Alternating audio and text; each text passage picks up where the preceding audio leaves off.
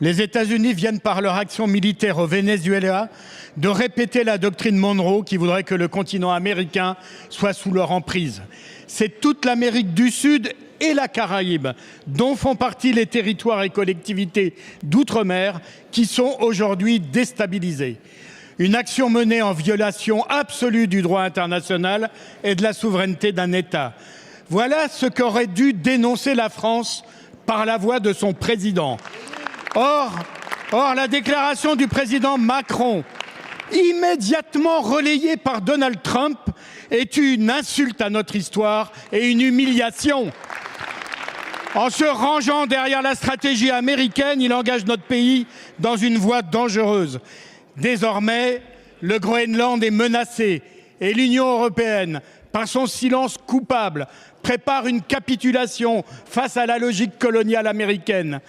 En 2003, la France a su dire non aux Américains lors de l'invasion en Irak. Elle doit aujourd'hui dire non à ce nouvel acte de guerre impérialiste qui n'a d'autre but assumé que de s'accaparer les ressources pétrolières du Venezuela.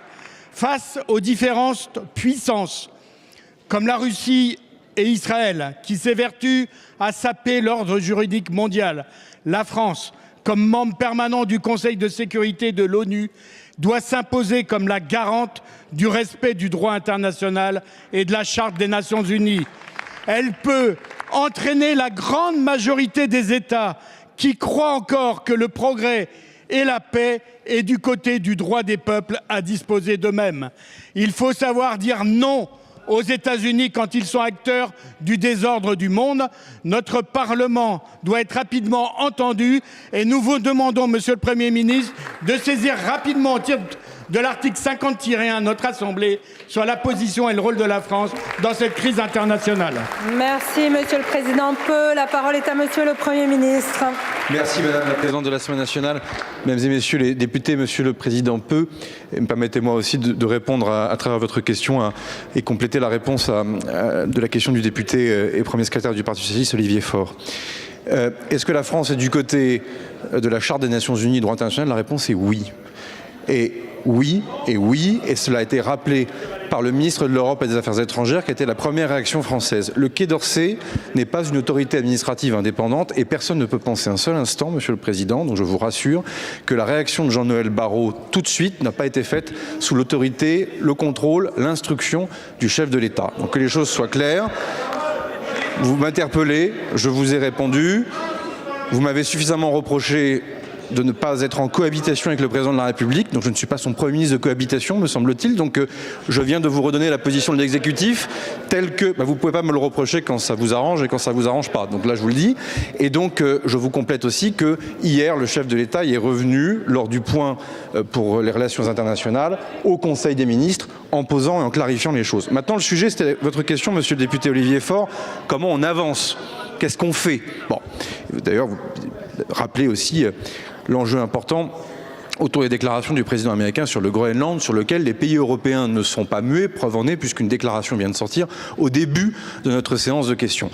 Le vrai sujet, le premier, c'est déjà d'être sûr de nos bases et de nos valeurs. Et donc, plutôt que de nous diviser sur une incompréhension ou une tentation de politique intérieure, je ne dis pas que vous l'avez fait, maintenant que c'est clarifié, c'est de nous unir. Parce que si on veut unir plusieurs pays autour de nous, sachons déjà au moins unir nos concitoyens autour d'une position historique qui est la position française sur ce sujet.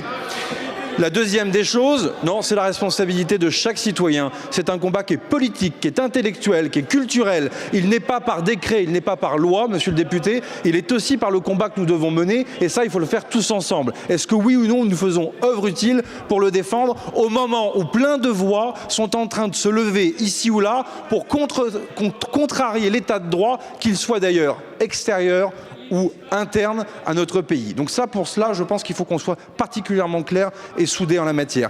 La deuxième des choses, c'est d'être crédible. Et pardon de le dire, mais on ne peut pas avoir fait un 50-1 sur la défense, avec des nuances, des approches que je respecte d'ailleurs pour le Parti communiste français de manière historique, sur la dissuasion, sur le rapport à l'OTAN, et ne pas voir qu'il n'y a pas une urgence à avoir de la crédibilité opérationnelle sur notre parole. C'est vrai de la question des moyens pour la diplomatie, c'est vrai pour la question des moyens pour nos armées, et donc il faut aussi qu'on arrive à se retrouver et annoncer clairement nos positions là-dessus. C'est ce que le gouvernement fait. C'est ce que le gouvernement fait. Et enfin, monsieur le député, est-ce que le Parlement doit s'emparer de cette question?